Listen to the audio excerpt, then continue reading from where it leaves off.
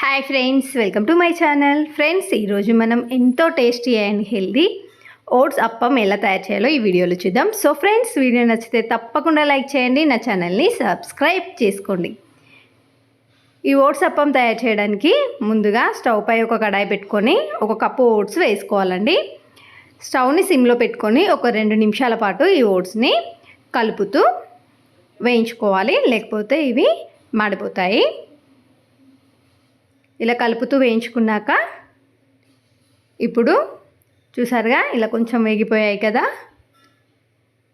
ఇప్పుడు ఇందులోనే మనం ఏ కప్పుతోనైతే ఓట్స్ తీసుకున్నామో ఆ కప్పులో పావు కప్పు ఉప్మా రవ్వని తీసుకోవాలి. అదేనండి, సూజీ అంటారు కదా, ఆ ఉప్మా రవ్వని తీసుకొని మరో 2 నిమిషాల పాటు కలుపుతూ స్టవ్ను సిమ్లో పెట్టి వేయించుకోవాలి.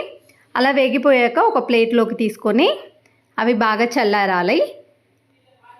అవి బాగా చల్లారిన తర్వాత ఒక మిక్సీ జార్ తీసుకొని ఈ చల్లారి పెట్టుకున్న ఓట్స్ని ఆ మిక్సీ జార్లో వేసుకొని మనం గ్రైండ్ చేసుకోవాలి. దీన్ని మరీ మెత్తటి పిండిలా గ్రైండ్ చేసుకోవడం అవసరం లేదండి, కొంచెం బరకగా గ్రైండ్ చేసుకుంటే సరిపోతుంది. చూసారుగా ఇలా గ్రైండ్ చేసుకుంటే మనకి ఓట్స్ అప్పం అనేది బాగా వస్తుంది.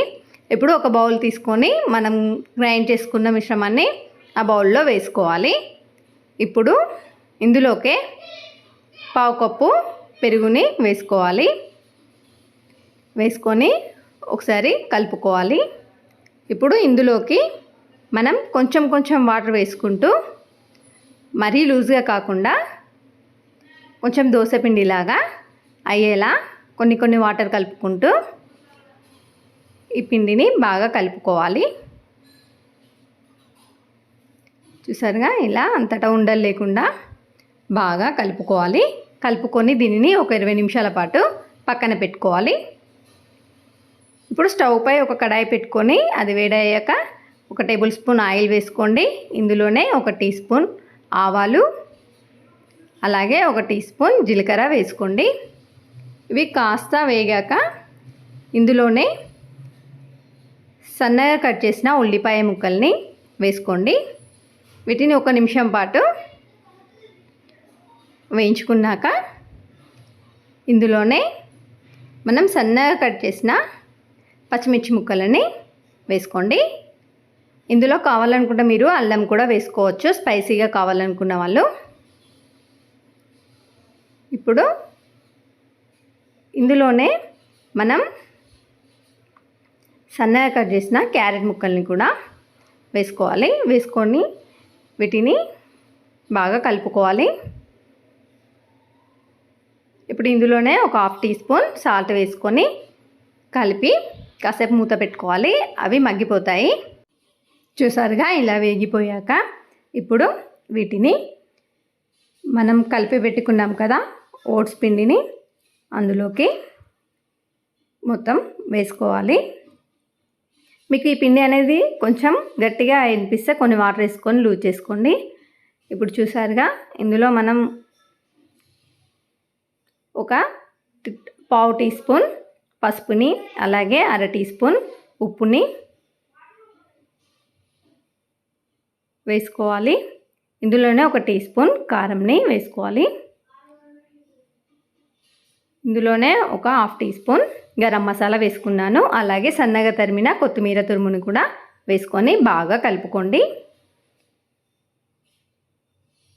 ఇది అంతటా కలిసేలా కలపాలి. ఒకవేళ మీరు పచ్చిమిర్చి ఎక్కువగా వేసుకోవాలనుకుంటే కారాన్ని వేసుకోని అవసరం లేదండి. ఇప్పుడు ఇందులో కొన్ని వాటర్ వేసుకుంటూ మరీ లూజ్గా కాకుండా మనం ఇడ్లీ పిండి ఎలా ప్రిపేర్ చేసుకుంటామో అలా కలిపి రెడీగా పెట్టుకోవాలి. ఇప్పుడు స్టవ్ పై ఒక ప్యాన్ పెట్టుకొని అది కాస్త హీట్ అయ్యాక అందులో 1 టీ స్పూన్ ఆయిల్ వేసుకున్నాను. ఇప్పుడు దీన్ని ప్యాన్ అంతటా స్ప్రెడ్ చేయాలి. కావాలంటే మీరు నెయ్యిని కూడా వేసుకోవచ్చు. ఇప్పుడు ఇది కాస్త వేడయ్యాక ఇందులో మనం రెడీ చేసి పెట్టుకున్న పిండిని అంతటిని వేసుకోవాలి. వేసుకొని దీన్ని ప్యాన్ అంతా స్ప్రెడ్ చేసుకోవాలి. దీన్ని మరీ పలుచగా కాకుండా అలాగే మందంగా కాకుండా మనం ఊతప్ప అయితే ఎలా వేసుకుంటామో అలా వేసుకోవాలి. ఇప్పుడు మూత పెట్టి ఒక 2 నిమిషాలు కాలనివ్వాలి.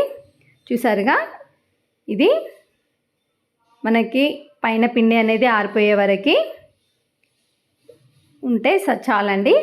ఇప్పుడు దీన్ని మనం ఇలా ప్లేట్లో రివర్స్ వేసుకొని తీసుకుంటే మనకి ఈజీగా వచ్చేస్తుంది. ఒకవేళ మనం గరిటెతో తీయాలనుకుంటే అది విడిపోతుంది, అందుకే నేను ఇలా తీస్తున్నాను. కావాలనుకుంటే మీరు గరిటెతో అయినా తింపుకోవచ్చు.